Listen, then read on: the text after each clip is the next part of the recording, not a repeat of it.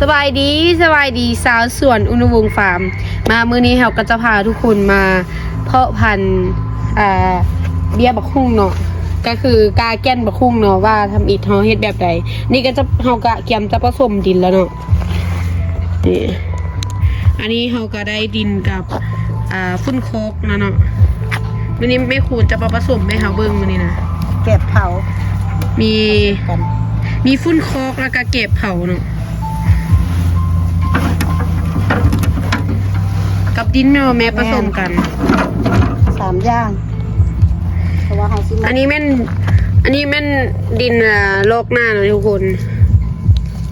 ก็จะเป็นดินงามเนาะดินผสมขี้ทรายอันนี้นะเฮาก็มาผสมใส่เก็บเผาแล้วก็ฟุ้นโคกเนาะอันนี้ก็จะผสมใส่กันละคลุกเข้ากัน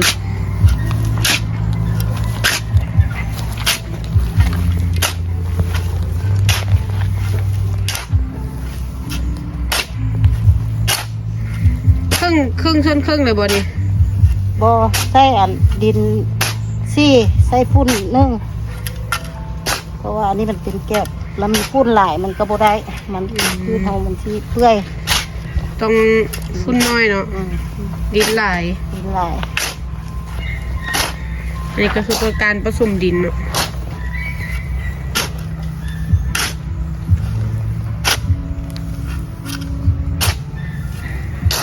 พ่อไปได้จากเบียร์แล้วนี่ได้200 ปลายละได้ส่งไป100 ไปเบียร์ละพวกเฮาก็จะได้การไว้สักก้อนคนเฮาสิการระยะนั้นสิเอาไปอันแก้นเพาะแก้นระยะนั้นแล้วเฮาสิกิมมาแป้มพี่แซ่คุณอยู่โซนน่ะแต่ทำเบิ่งนำกันมาพี่อันนี้เฮาเฮ็ดวิธีการก็คือว่านแก้นก่อนแม่นบ่ว่านแก้นแล้วค่อยมาจิ้มเอาเบียร์มันแม่นนี่มันพอดีแต้มแล้วนี่ถ้าเราเอาเบียร์ใหญ่แล้วมันสิตายเพราะว่ามันแห้วคันเอาเบียร์ซ้ำนี้แล้วติดเลยนี่อ๋อนี่เบียร์น้อยอันนี้บักฮุ่งพันธุ์ได้ฮุ่งคอนแลนด์กับพันธุ์ดำเนินฮอลแลนด์บักฮุ่งฮอลแลนด์กับพันธุ์ดำเนินแม่นบักฮุ่งยาวดีงามเลย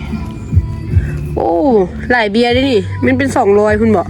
600เบียร์คุณแหละ500-600เบียร์พุ่นน่ะอันนี้เป็นแก้นที่ว่าเขาเอาจากสวนหมดหรือว่าซื้อมาแก้นนี่วะแมนจากสวนเขาเองเอาจากสวนเขาเลยเนาะพันเขาก็คือเอาเองเลยมันบอกป้าได้หลายเบียร์ถือเป็นนี่หลายสิเพราะว่าเขามีอันนี้เบียร์อย่างเบียร์บักเล่นวะเบียร์บักเล่นโอ้เบียร์บักเล่นน้อยบ้านเบียร์บักเล่นใช่พร้อมอันนี้เป็นเบียร์บักเล่นโอ้กระซองงามเนาะอันนี้บักแตงญี่ปุ่น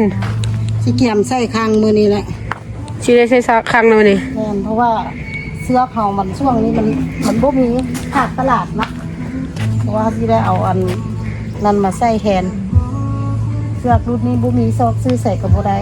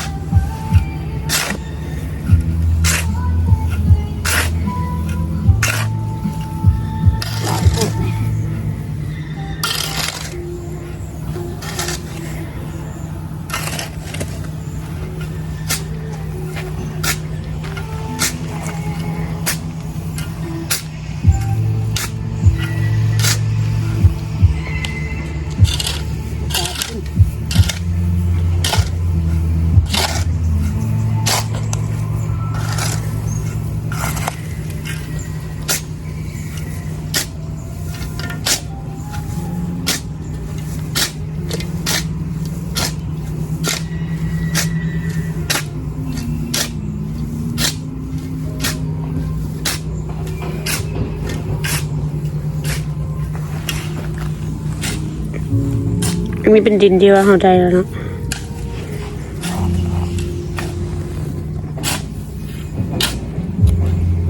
อันนี้หลังจากที่ว่า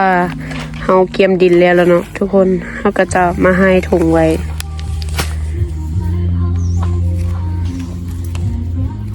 อันนี้ถุงใส่นี้อยากจะใหญ่ได้หน่อยนึงที่จริงเขาต้องใส่นี่เนาะมันจะได้บ่ได้ใส่ดินหลายอันนี้ก็จะไปประหยัดดินดีก่อนถ้าใส่เบียร์นี้มันก็จะเป็นเบาใหญ่เราก็จะมาให้ดินไว้บัดนี้ ข้างตั้งหนังเขาคือเลย เดี๋ยวนะ อันนี้เป็นดินที่ว่าเขาผสมได้ดินแถวนี้งามเลยทุกคน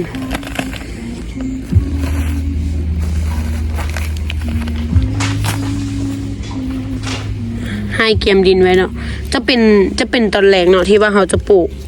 อันนี้ก็คือเขาเกียมดินไว้ก่อนตอนแรงแดดบุดอากาศเย็นแล้วเขาจึงจะมาเอาเบียร์มาแปมเนาะมันจึงจะเฮ็ดให้เบียร์บักฮู้เขาจึงจะบ่แห้วอันนี้ก็คือเขาให้เกียมดินไว้ก่อนแล้วค่อยมาแปมทีหลังแม่อันตัวที่ว่าเขาจะเอาเบียร์มันมาแปมหันอายุมาได้จากวันได้จากมือละ 2 อาทิตย์ 2 อาทิตย์อันนี้มันเบียร์ที่ว่าเขาแปมไปได้แล้วเนาะทุกคน เอาเลือกเอาเด้คือใดมันง่ายเขาก็ย้อนแฟนได้มันติดไปแล้ว แถวนี้ถือว่าติดไปแล้วเนี่ยอันข้างๆให้เป็นเบียร์บักเล่นลาซินีข้างๆเนี่ยอันนี้จะเป็นเบียร์หุ้งไปเลยอันนี้จะเป็นบักหุ้งฮอลแลนด์กับบักหุ้งมันเนี่ยกับแม่ดำเนินบักหุ้งยาวนะโอ้เบียร์นี่เที่ยวละมีไม่เท่าเอาถุงมันละไปนะไม่ น้ำฝนที่มันน้ำฝนถึกแล้วมันแล้วมันลานเหี่ยวเอาตรงในมันมากวดเบิ่งเนาะบ่ให้น้ำมันแซ่เนาะหากมันจึงบ่เปื่อยเบียร์มันจึงบ่เปื่อยอันนี้แม่คุณเพิ่นกำลังสักคังบักแตงเนาะอันนี้เป็นบักแตงญี่ปุ่นบักแตงยาวนะทุกคนเพิ่นเริ่มยาวแล้ว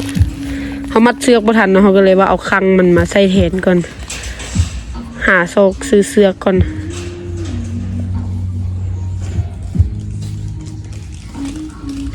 ที่จริงนะเขาต้องใส่เสือกแบบนี้ว่าใส่เสือกแบบนี้มันจะทนกันเนาะแล้วก็งามอีก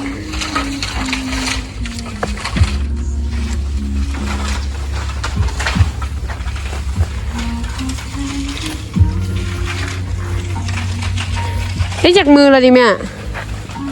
แต่งว่า 3 ไปส่ง3 อาทิตย์นี้แล้วเด้ 3 อาทิตย์แล้วเนาะเบียร์บักแตงเริ่มแตกใบออกลายแล้วอันนี้เขาใส่ไม่ซอดเนาะสักไปก่อนแล้วเขาจึงจะเอาเสือกมามัดนำทีหลัง หนังเพราะว่ามันเป็นน้อยลมพัดแล้วมันสิอันนั้นหักเพราะว่าเขาหดน้ำแล้วมันบ่มีอันอิงอันนั้นมัน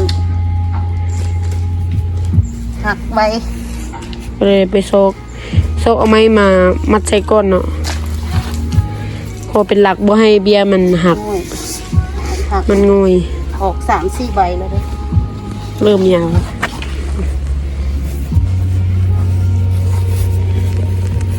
เบียร์วันนี้หาซื้อได้ตามเกษตรเลยมันบอก แม่น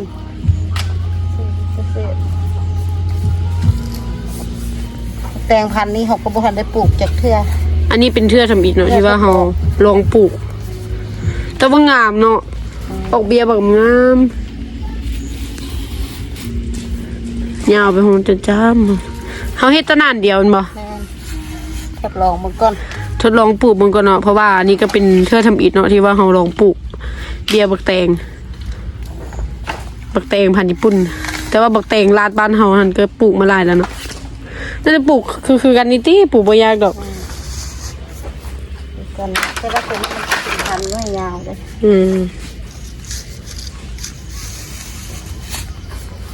ส่วนผสมผสานมีหลายอันหลายอย่างมีครบ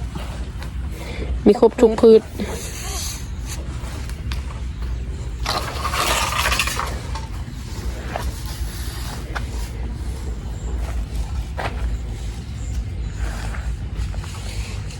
โอเค เดี๋ยวตอนแรงเฮามาเอาเบียร์บักฮุ่งแต้มเนาะเฮาก็จะมาถ่ายให้ทุกคนเบิ่งอีก อันนี้มันขั้นตอนเกียมดินกันนะทุกคนถ้าแดดบุดกันเนาะ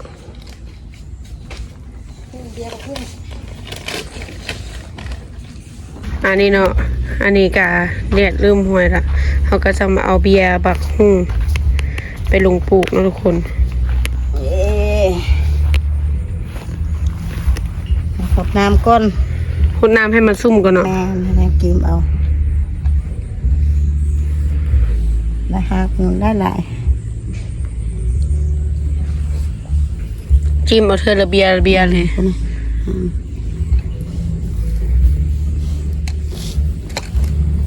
เราจะย้อนเอาตัวมันมีใบแบบนี้ เตกใบได้เนาะ 3-4 ใบเอาเรือหรือว่าเรือเอาตัวต้นใหญ่ แม่นตัวใหญ่ก่อนตัวน้อยก็มือหน้าเขามันใหญ่ขึ้นมาเขาก็มาเอาอีก เพราะมันเป็นได้เป็นพันเบียร์คุณวะ เขาก็ได้ ผู้ใดสนใจซื้อได้เด้อทุกคนสั่งซื้อได้เด้อ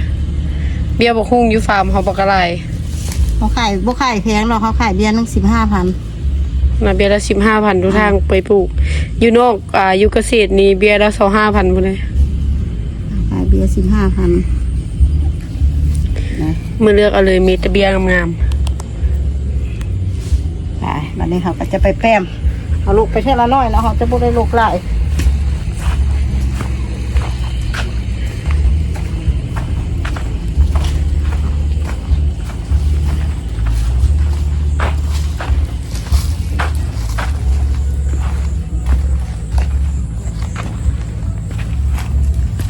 วิธีเฮาซีก้อนเฮาซีอันแป้มนี่เฮาต้องเด็ดอันหากอันนี้มันออกก่อน ๆติดหากแก้ว หา กั ก นเนาะ แก้วออกก่อนนี่แล้วบัดปลูกแล้วเฮาบ่ท่าได้เด็ดนี่เราก็จะแป้มลงแบบนี้เลย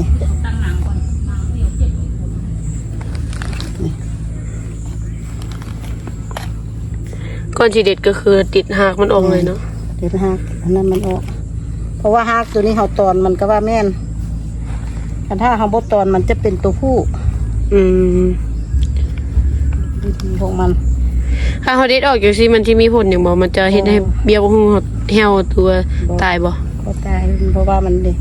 เอาหากเอาตะนาแว่มันออกซื่อ อืมใช่บังดูนี่ดิดเอาหากนี่ออกเนาะ ๆนี่แล้วมันก็เหลือหากบักหลายๆนี่วิธีเฮาสิแป้มเฮาก็ต้องหดน้ำให้เป้ามันให้มันไหน ขุดเบียร์ให้มันซุ่มก่อนเนาะทุกคน ให้มันในๆแล้วเฮามาก็แป้มสบาย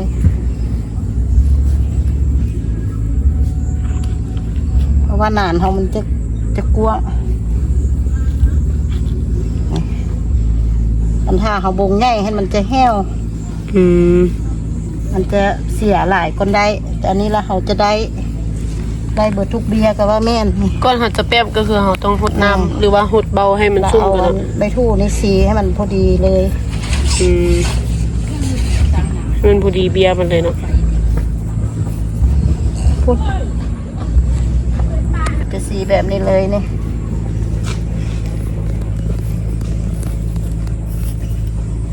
กะพอดีนั่นเลย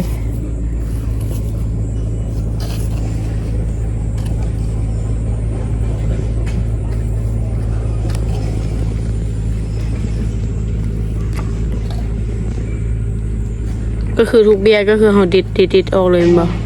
ถ้าปลูกแล้วเขาจะบริเด็ด อืม ถ้าเขาบริเด็ดแล้วบัดตอนเขาปลูกเขาดิดก็ได้ แต่ว่ามันเบียร์มันจะใหญ่แล้วเขาก็บ่จะกวนมันหลายเทื่อ อืมยันเบามันแตกพร้อมเนาะ แม่นหรือว่าเขาตอนให้เบิดแล้วนี่นะได้สนใจแล้ว บัดเอาไปลงปลูกก็คือบ่ท่าได้เด็ดหากแก้วมันออกเนาะ แม่น หรือว่าหากเหงาออก อันนี้เขาให้ได้จากเบียร์แล้วดิ เท่านี้ละ ได้จากร้อยละ 80ปลายละตัวนี้นะ โอ้ตัวถุงใหญ่ที่เราให้ชุดกินนี่ได้80 ปลายแม่นบ่แต่ว่าสุ่มนะฮันได้ประมาณ100 ปลายแล้วเป็นบ่ แม่นตัวนั้น200ปลายแล้ว 200 ปลายแล้วนะ แม่น พอด เพราะว่าปีนี้เฮาสิเฮ็ดหลาย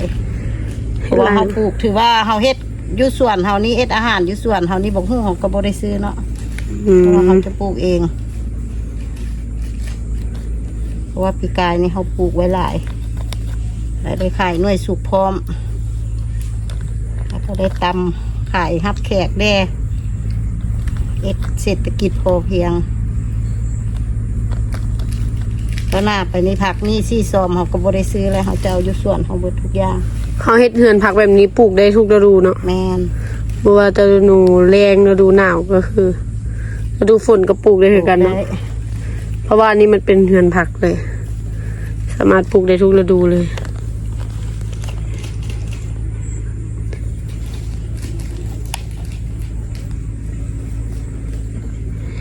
อันนี้แม่นได้จากเบียร์ก็ได้จากถุง 85เบียร์ 85เบียร์ เพราะว่าโลนึงมันจะได้100เบียร์ โอ้ โลนึงเขามันยังบ่ทันเบิดเลย ถุงยางนี่ก็หาซื้อได้ตามเกษตรเนาะทุกคนเขาจะขายเป็นโลเนาะนี่ถุงยางอันนี้ ไม่หัน ถุงยางดำนี่ ทุกอย่างอันนี้เขาเจ้าก็ขายเป็นโลเบิดเดียวนี่นะมีแต่ถุงแคบขายเป็นตับ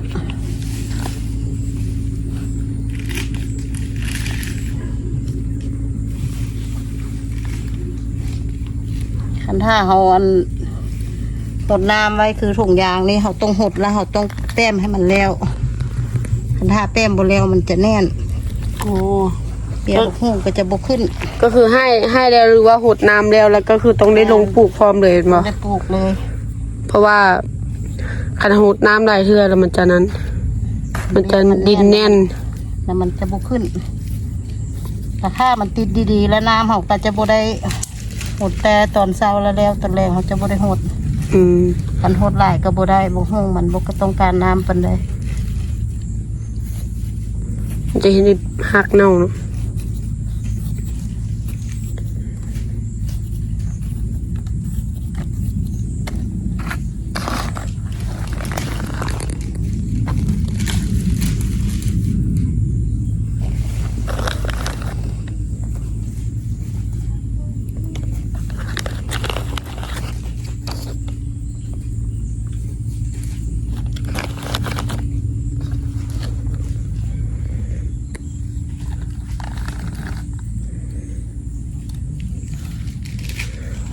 ถ้าผู้ใดอยากเอาไปเฮ็ดปลูกขายก็สามารถเอาวิธีของพวกเขานี้ไปปลูกขายก็ได้เนาะปลูกขายหรือว่าปลูกกินก็ได้ อันนี้ก็ถือว่าแล้วแม่นบ่ปลูกแล้วเขาก็จะหดน้ำ หดน้ำหดก็บหดหลายเนาะหดได้เดียว หลังจากที่ว่าเขาปลูกแล้วนี่เขาต้องหดน้ำเช้าแรงบ่หรือว่าหดแต่ตอนเช้า เศร้าแรง เช้าแรงเลยแม่นบ่ ถ้ามันใหญ่จังน้อยเขาจังบะได้ เพราะว่าคันเขาหดซูมือแล้วมันจะเก็ดให้น้ำเอ็มแล้วมันจะบุขึ้น อืมนะทุกคนมื้อนี้เขาก็ขอจบคลิปเพียงเท่านี้ทุกคนฝากทุกคนกดไลค์กดแชร์กดติดตามไว้เด้อ